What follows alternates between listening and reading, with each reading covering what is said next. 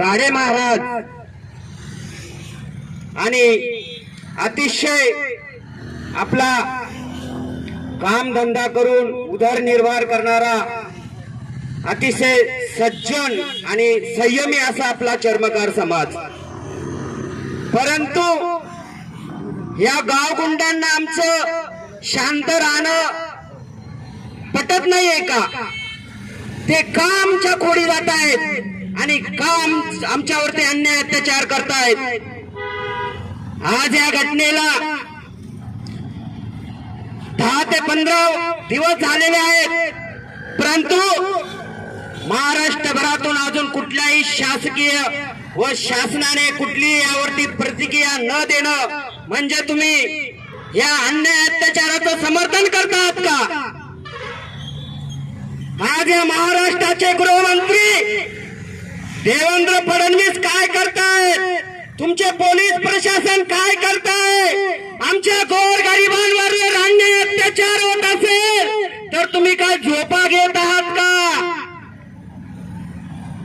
भाजपा सरकारचे त्या ठिकाणी आपले विलासदास स्वतः आमदार आहेत, त्यांनी देखील त्या ठिकाणी घटनास्थळी भेट देण्याची गरज होती। त्या ठिकाणी तहसीलदार असो जिल्हाधिकारी असो त्यांनी तातडीने चौकशी करायला हवी होती। परंतु तुम्ही जर चर्मकार समाजाला गृहीत धरत नसाल तर इथून पुढे चर्मकार समाज देखील तुम्हाला जागा दाखवल्याशिवाय राहणार नाही। शांत आहे म्हणून आम्ही काय गांडूची औलाद आम्हाला समजायचं नाही। चर्मकार हा समाज संयमी जरी असला तो त्याला धडा शिकवण्याची ताकद आम्हाला संत रविदास महाराजांनी शिकवलेली आहे। मन चंगा तो कटोती में गंगा, सर्वच करण्याची ताकद ही चर्मकार समाजामध्ये आहे। बहुजन समाजाने आता एक होण्याची गरज आहे, गटातटात न लढता। असा जर अन्याय अत्याचार होत असेल तर चर्मकार समाजाने याच्यापेक्षा ताकदीनं जमा व्हायचं असलं तर मुंबईला देखील आपण प्रदर्शन करण्याची आमची ताकद आहे, याची आम्हाला कमी समजू नका। संत रविदास सामाजिक प्रतिष्ठान नेहमी समाजाच्या आवाजासाठी अग्रेसर असते।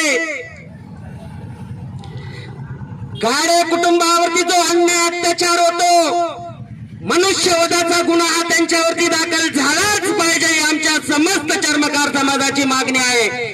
आणि अशा गोरगरिबांना जर अन्याय अत्याचार होत असेल तर आम्ही राहायचं कुठं? सुरक्षितता महाराष्ट्रामध्ये आहे की नाही हा प्रश्न माझा गृहमंत्र्यांना आहे।